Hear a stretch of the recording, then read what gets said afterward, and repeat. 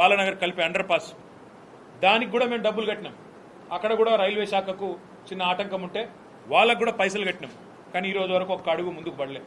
ఇట్లా చెప్తూ పోతే మా కృష్ణారావు గారు చెప్తుంటాడు ఇప్పుడు కుకట్పల్లి ఎమ్మెల్యే గారు, అన్న ఈ 10 నెలలు ఒక్కొక్క కొబ్బరికాయ కొట్టలేదన్న నేను అని. ఎందుకంటే ఒక పైసా ఇవ్వట్లేదు. హైదరాబాద్ మహానగరం మీద బడ్జెట్లోనేమో బిల్డప్ 10,000 కోట్లు అది ఇదని, ఒక్క పైసా ఈ రోజు వరకు శాంక్షన్ చేయలేదు. ఈ రోజు వరకు ఇది వాస్తవం. నేను ముఖ్యమంత్రి గారిని ఒకటే అడుగుతా ఉన్నా, హైడ్రా పేరిట హైడ్రామాలు కాదు, హైదరాబాద్ను బాగు చేసే ఆలోచన చేయండి. హైదరాబాద్ కోసం, హైదరాబాద్ బాగు కోసం మీ ప్రభుత్వం ఇచ్చిన మేనిఫెస్టోలోని ప్రతి అంశాన్ని వదిలిపెట్టకుండా మేమందరం కూడా పట్టుబడతాం. తప్పకుండా ప్రజల నుంచి ఆ చైతన్యాన్ని కూడా తిరిగి తీసుకొస్తాం. ఎందుకంటే మా బాధ్యత, హైదరాబాద్లో ప్రజలు మాకు ఓటేసి గెలిపించినారు, వాళ్ళకు అండగా నిలబడాల్సిన బాధ్యత మా మీద ఉంది. ఇప్పుడే మేమందరం కూడా కాసేపు కూర్చున్నాం, మాట్లాడుకున్నాం. నిజంగా కూడా హృదయ విదారకంగా అనిపిస్తున్నది కొన్ని దృశ్యాలు. చిన్న పిల్లలు, 7 ఏళ్ల పిల్లలు పుస్తకాలు తీసుకుంటామంటే కూడా వారికి ఒక 10 నిమిషాలు టైం ఇవ్వకుండా మెడలు బట్టి బయటికి నూకేసి వాళ్ళ తల్లిదండ్రులు వాళ్ళ కళ్ళ ముంగటనే పెట్రోల్ పోసుకుంటే ఆ పిల్లలు ఆ బాధను చెప్తా ఉంటే, రేవంత్ సార్ మా ఇల్లుగులో కొట్టిండని చెప్తుంటే వేదశ్రీ అనే చిన్న పాప, 7 ఏళ్ల పాప, హృదయ విదారకమైన పరిస్థితి కాదా? కస్తూరిబాయి అనే ఒక మహిళ ఫుట్పాత్ మీద చెప్పుల దుకాణం నడుపుకుంటుంది, దళిత అమ్మాయి అనుకుంటా. ఆమె చెప్పుల దుకాణాన్ని తీసి బుల్డోజర్ పెట్టి అవతలెత్తి పారేస్తుంటే నేను అడుగుతా ఉన్నా ముఖ్యమంత్రిని, మానవత్వం ఉన్న సర్కార్ చేయాల్సిన పనేనా ఇది? ఒకవేళ ఒక ప్రెగ్నెంట్ అమ్మాయి నల్ల చెరువులో ఏమడిగింది అమ్మాయి? ఆ అమ్మాయిది కూడా వీడియో వచ్చింది. ఏమడిగింది? సామాన్ తీసుకుంటాను, ప్రెగ్నెంట్ నేను, కొంత సమయం ఇవ్వండి అని అడిగింది. దానికి కూడా నిర్దాక్షిణ్యంగా ఆ అమ్మాయిని బయట నూకేసి కట్టేసి పోలీసులతోని గోడగట్టి అమానవీయంగా. నేను ముఖ్యమంత్రి గారిని ఒకటే అడుగుతా ఉన్నా, ఉన్నాయి ఒక మా హయాంలో కాదు, స్వాతంత్రం వచ్చినప్పటి నుంచి ఫుట్పాత్ల మీద ఆక్రమణలు జరుగుతూనే ఉన్నాయి. ఎవరుంటారండి ఫుట్పాత్ల మీద? ఫుట్పాత్ల మీద ఓ బజ్జీల బండో, ఓ ఇడ్లీ బండో, ఒక చెప్పుల దుకాణమో టేలానో నడుపుకుంటోళ్ళు ఎవరు? ఏ దిక్కు లేకపోతే సొంతంగా తమ కాలం మీద తాము నిలబడి నెలకొక 10,000 సంపాదించుకుంటోళ్ళు ఉంటారు.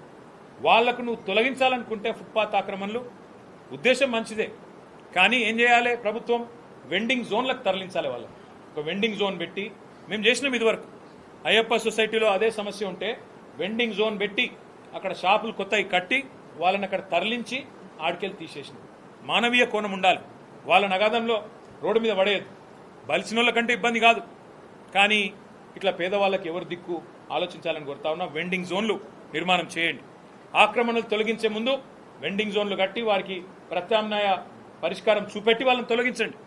అదేవిధంగా ఇంకా విచిత్రం, అసలు ఈ ప్రభుత్వంలో కుడి చేయి ఏం చేస్తుందో ఎడమ చేయికి తెలియదు. నిన్నగాక మొన్న చూసిన నేను 3 రోజుల కింద 1,50,00,000 రూపాయలు పెట్టి రిజిస్ట్రేషన్ అవుతుంది. 3.5 రోజుల కింద, 3 రోజుల కిందట. 3 రోజుల తర్వాత ఇంకో ప్రభుత్వంలోని ఇంకో శాఖ వచ్చి కూలగొడుతుంది. ఇది అక్రమం అని. అంటే కుడి చేయి ఏం చేస్తుందో ఎడమ చేయికి తెలియదా? రిజిస్ట్రేషన్ శాఖ రిజిస్ట్రేషన్ ఎట్లా చేస్తుంది? 3 రోజుల తర్వాత నీ ఇంకో శాఖ వచ్చి ఎట్లా కూలగొడుతుంది? అది నువ్వు ప్రభుత్వాన్ని నడుపుతున్నావా, సర్కస్ నడుపుతున్నావా? ఒకవేళ నిజంగానే నీకు అవి ఆక్రమణలు అని తెలిస్తే, అది FTL అని తెలిస్తే, బఫర్ అని తెలిస్తే ముందు పర్మిషన్ ఇచ్చిన మీద చర్య తీసుకో. కొనుక్కున్నోళ్ళ మీద కాదు. పర్మిషన్ ఎవరిచ్చిండు, ఎట్లిచ్చిండ్రు, తప్పు కాయిదాన్ని ఎవడు గుట్టిచ్చిండు, వాళ్ళ మీద చర్య తీసుకో. దమ్ముంటే ఆ పని చేయి. రెండవది, ఇప్పుడు ఇల్లు కూలగొట్టినావు. 1,50,00,000 మొన్న రిజిస్ట్రేషన్ చేసుకున్నారు. ఇప్పుడు ఇల్లు కూలగొట్టినావు. ఎవడు కడతాడా పైసలు? నష్టపరిహారం ఎవడిస్తాడా కుటుంబానికి? నీ ప్రభుత్వం ఇస్తుందా, బిల్డర్ ఇస్తాడా? ఆ తీసుకున్నాడు మంచిగానే ఉంటాడు. రిజిస్ట్రేషన్ సొమ్ము నీ ఖజానాలో పడ్డది, నువ్వు మంచిగానే ఉంటావు. ఇప్పుడు వాళ్ళు రోడ్డు మీద పడ్డారు. ఎవడు బాధ్యుడు? అందుకే మేమందరం కూడా ఇప్పుడు కొద్దిసేపు కూర్చున్నాం, ఆలోచించినాం. తప్పకుండా హైడ్రా బాధితులందరికీ న్యాయపరంగా మేము మా పార్టీ తరఫున మా న్యాయ విభాగం, మా లీగల్ సెల్లు అండగా ఉంటుంది. ఎవరికి ఏ ఇబ్బంది ఉన్నా భారత రాష్ట్ర సమితి కేంద్ర కార్యాలయం తెలంగాణ భవన్, బంజారాహిల్స్ రోడ్ నెంబర్ 10-12 మధ్యలో ఉంటుంది. ఆడికి రండి. తప్పకుండా మీకు మా న్యాయ విభాగం అండగా ఉంటుంది. లేదా మీ గౌరవ శాసనసభ్యులు, గౌరవ కార్పొరేటర్లు అందరూ బీఆర్ఎస్లో ఉన్నారు హైదరాబాద్లో, వారిని సంప్రదించండి. తప్పకుండా మీకు న్యాయపరంగా మేము అండగా నిలబడతాం.